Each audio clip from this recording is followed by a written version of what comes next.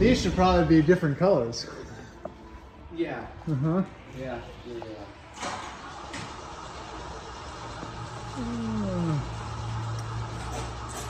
Y'all do a pressure test or anything for the head gasket?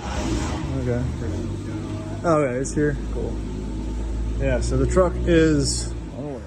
Whew. So on the lift, I just talked to one of the mechanics, Tyler here, who mentioned that the oil cooler is good, and that is not a good thing. I still don't think it's the head gasket. There's some other things it could be. Could be the injector cups or something. But we'll find out. This will be quite the saga, I think. Man, but again, that doesn't look great, not what you want to see on a rig like this. But other than that, it's a pretty clean underside. Gives you a chance to kind of check things out for the better, for the worse. Hopefully not for the complete worse. Oh man, good time.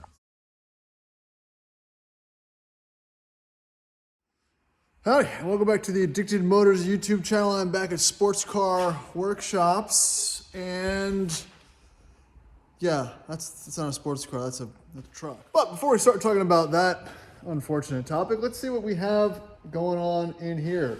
Got a lot of cool projects going on. This is recent, seeing a lot more LXs and Land Cruisers. A little Mercedes 450 coupe, convertible, whatever you want to call it. They're all kind of beige.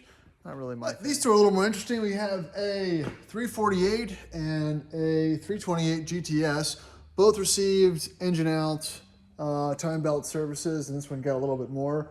That one will actually be for sale. It only has around 20,000 miles. It's a pretty interesting, fun car to drive. I've actually driven it. Drives great. The owner's just doing the things you need to do probably before selling on a bringer trailer or something like that. And again, you can't tell people how to spend their money. So here is an LS2 swapped Fiero. Fiberglass body, GM LS2 engine, transaxle, whole thing. Again, it's an interesting car if that's what you like, but it's a dream car, so can't knock it. Here's a very cherry E30. I think this is 325, 5-speed, original mustache bonnet and everything. Actually, let's see what the mileage on it. Sitting at, oh man, 89,000 miles. So 89,000 mile E30 vert, 325i. Ooh, fun little Alpha. Seen this car before. It's been in a couple times. Obviously, looks like it's been sitting. Do a lot of kind of bring it back to life type deals for stuff that's been sitting in customers' lots. And there's one of these that we've had behind the shop as well. Here's some modifications for speed, except they're probably factory. My brain's failing me now because I've got bigger problems. And when I say bigger problems, I mean great, big, massive problems. So at the intro of this video, you saw me at the shop. I was talking with a couple of the foremen. They had just confirmed that it wasn't the oil cooler and they were gonna do some further diag before they got back to me. And so they got back to me, and kind of wish they didn't. So here's where we're at. Now I'm looking for some honest opinions and advice here, because unfortunately all roads lead to about the same price point and about the same final decision. Now let's just get things started, get things clear off the bat. I'm not getting rid of the truck. The truck is worth fixing. It's one owner, 200,000 miles. I just had some body rust fixed on the rear bed. But again, one owner, 200,000 miles. I've done a lot of work to it. It's a beautiful truck. It's not rusty. It did drive great. But here's where we're at now. So here's obviously the coolant and the oil, and they are the same. Again, we've confirmed it's not the oil cover. I have a new radiator support. I've got all new water pump. Pretty much anything cooling related has been replaced, and now unfortunately has been contaminated with oil. That being said, it could be a number of different things. People say head gaskets. It's not really an issue on the 7.3s. I've been talking to some gentlemen on on the previous video and kind of chatting about, and it seems like it could be some other things, but the problem with even if it is a timing cover issue or even if it's a head gasket issue, if it's a cracked block, it could be in multiple different items. But unfortunately, all those items have the engine coming out to actually rectify the issue, which is a 22-hour job. It's either 13, I mean, it doesn't matter, R&R, 22 hours. So if you're taking the engine out and you're putting the engine back in, you fix one issue. This is also an engine that's been doused and driven with coolant all through it. So you could have issues with your rod bearings and a whole slew of other things that I'm not really an expert on, but I have an idea when things aren't great. And then you're putting that 200,000 mile engine back in the truck. Now, I guess speaking in terms of getting an engine rebuilt, it's probably going to be around 10 grand. I think I can get a block between 4 and 6, and it's about, again, that R&R, 22 hours to pull the engine and put a new one in.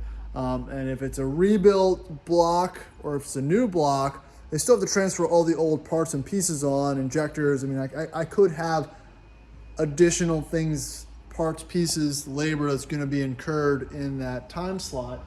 And even though that's a huge amount of money, you really can't buy a decent truck for that money. And I've already invested in the truck to begin with. So that doesn't leave me with many options, like I just mentioned, that don't involve pulling the gear steering motor out of this paraturd diesel.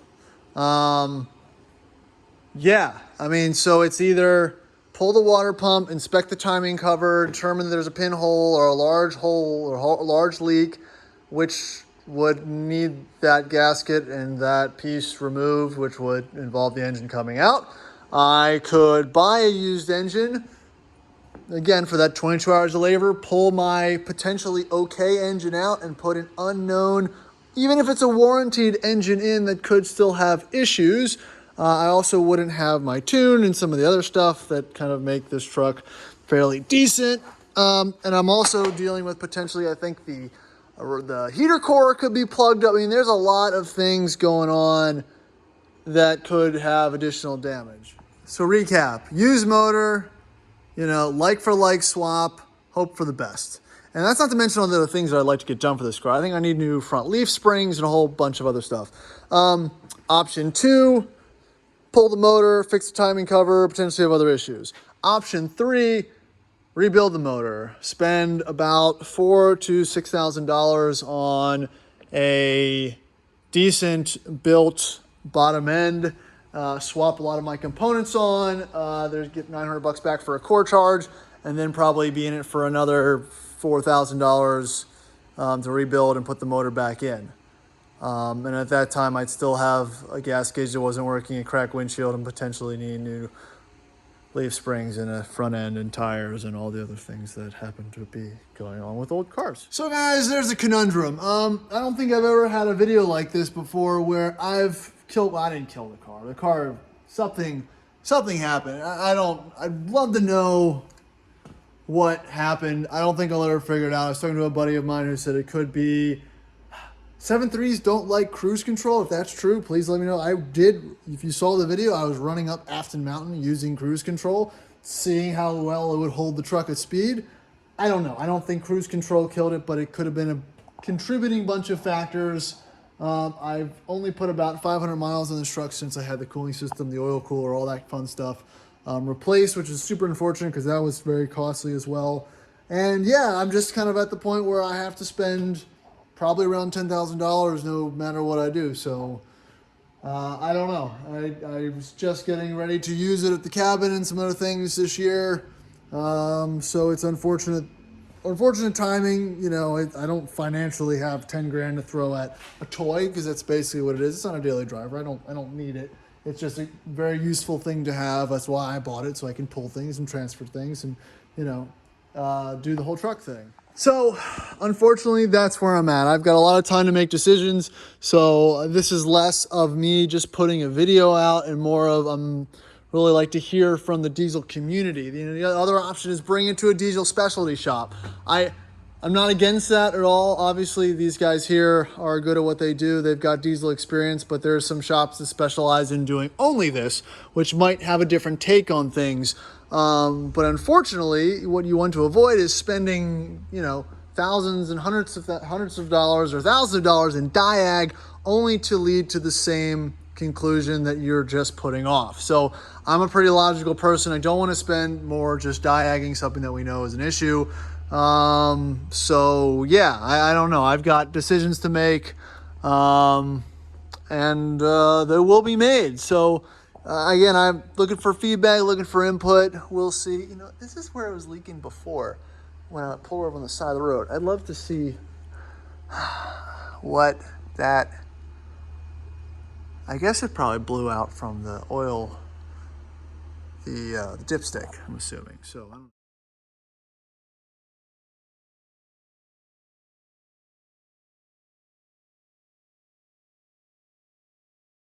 So that's it. That's going to be the finale of this video.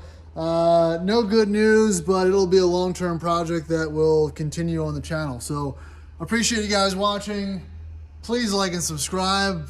I don't make money on YouTube that much at all. Doesn't fund anything, so it's just basically me paying for my problems and you watching it. So maybe I'll start a GoFundMe or a Patreon account for the long-term project here, because this is going to be a doozy. This is expensive. Oh, not to mention I've got my D1 sitting outside with a probable bad transmission as well. So just let the issues stack up. Love it. So again, thanks for watching. Please like and subscribe to all the YouTube stuff. Check out my previous video where the issue that caused this mess happened, and the videos before that where it's running beautifully and I'm having a great time. And that's gonna be it for tonight. Appreciate you watching. Like, subscribe, YouTube. Love it. Have a good night.